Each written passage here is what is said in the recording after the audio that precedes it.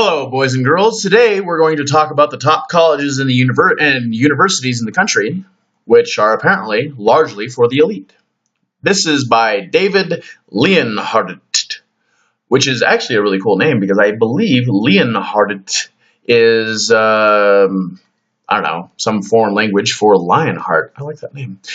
Okay, so talks about, presidents of the United States all went to highly selective colleges and Supreme Court justices and CEOs, which seems kind of obvious because if you were the CEO of, say, I don't know, General Electric, it would be beneficial if you were intelligent because that wouldn't be a quality that most companies would look for in their CEOs. Most intelligent people go to major universities. That's just the way it is. You get out of high school with a really high GPA and a very, very high test scores. You go to a great university, and you get out of that great university, and you go on to make a lot of money because that's just the way a meritocracy works, right? Well, so more than 7 years ago, a 44-year-old political scientist named Anthony Marks, great last name as well, became the president of Amherst College in Western Massachusetts and set out to change its admissions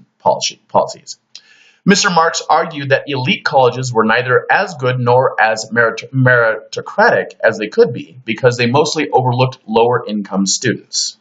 Okay, as someone who went to a very selective university myself, I can completely see where this argument is coming from because, diversity is always the big push. You want more diversity in a university, and diversity is great. You want people from all socioeconomic backgrounds. You want people from, every racial makeup or religious makeup, whatever. Diversity on a college campus is a good thing because then students can interact with people who are diverse. However, the issue that I have here is their definition of a meritocracy. Okay, so let's look at what they say about meritocracy, right? So this is really frustrating to me. I don't know if this is just me or if other people will find this frustrating, but let me quote. We claim to be a part of the American dream and of a system based on merit and opportunity and talent, Mr. Marks says. Yet, if at the top places, 2/3 of the students come from the top quartile and only 5% come from the bottom quartile, then we're actually part of the problem of the growing economic divide rather than part of the solution. Okay, I guess that's true. The economic divide in the country is getting greater, and having a university education is an indicator for more income. But I don't know if the universities are responsible for exacerbating it, or if the universities are just looking for the top qualified students, and they happen to be from higher socioeconomic backgrounds. So let's look into it. Does more economic diversity necessarily mean lower admission standards? No, it does not. The truth is that many of the most capable low and middle income students attend community colleges or less selective four-year colleges close to their home. Well, okay, that's true, but I went to college for free on an academic scholarship purely because my family was of low enough income that my tuition and room and board were covered. There are many universities that do that, just blanket say, if you make below X amount of money. Harvard is one of these universities. Stanford is one of these universities. I think there's a couple of other Ivy League schools that are also in there. These schools will actually give you free tuition and free room and board if you make if your family is of a low enough socioeconomic status. Okay, so the truth is many of the most low and middle income students attend community colleges or less selective four-year colleges indicates to me that those people either didn't want to move away from home or they just didn't have the specs required to get accepted by a major university. And there's some evidence of that right here. This comparison understates the problem too. A comparison of the rich versus poor, whatever. Okay, so this comparison understates the problem too because SAT scores are hardly a pure measure of merit. No, they're only measures of your ability to answer the academic questions. Oh boy. Well-off students often receive SAT coaching and take the test more than once. Well, I was very poor, and I took SAT prep courses, and I also took the SAT many times. So I don't think that adds up.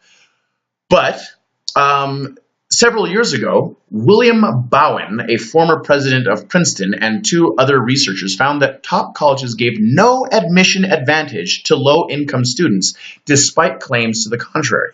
Children of alumni received an advantage. Minorities, except Asians, and athletes received an even bigger advantage. So minorities here, let's say like minorities, Black and Hispanic, since Asians are accepted, Blacks and Hispanics have a bigger advantage than even alumni.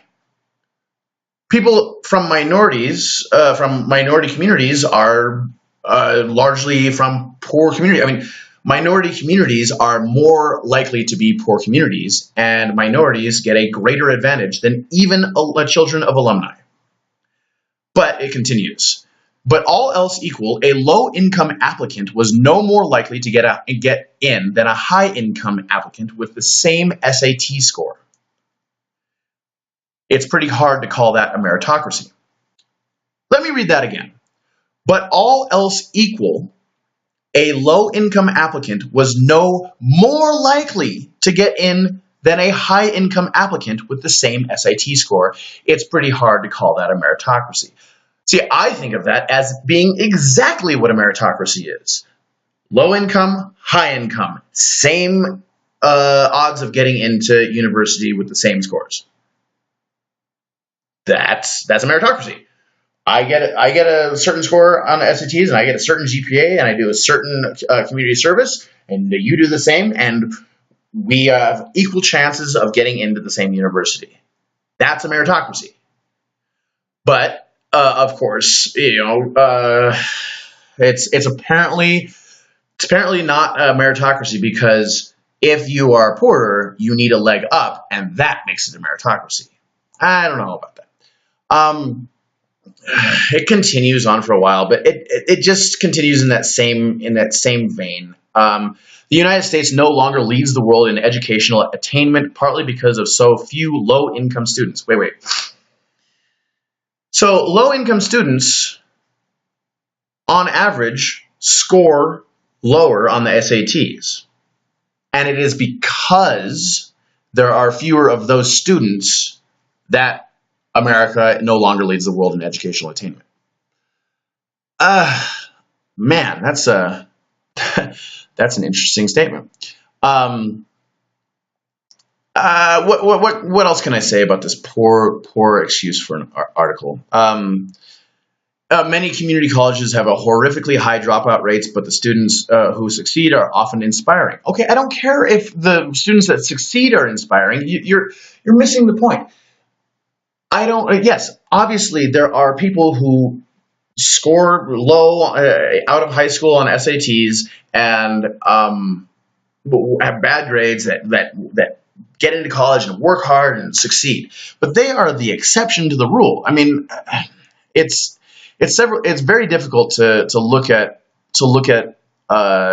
two students, and one is poor and has bad scores and bad grades, and the other is rich and has good grades and good scores, and you say, well, they're about the same, right? But that's exactly what they're saying.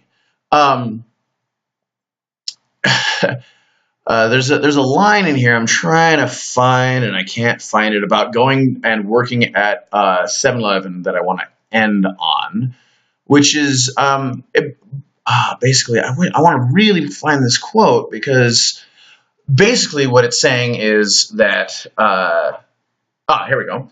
The comparison understates the problem too, because SAT scores are hardly a pure measure of merit. Well-off students often receive SAT coaching, that we went over that, But here's the quote that really frustrates me. Colleges don't recognize in the same way as community service and overseas travel if you work at the neighborhood 7-Eleven to support your family.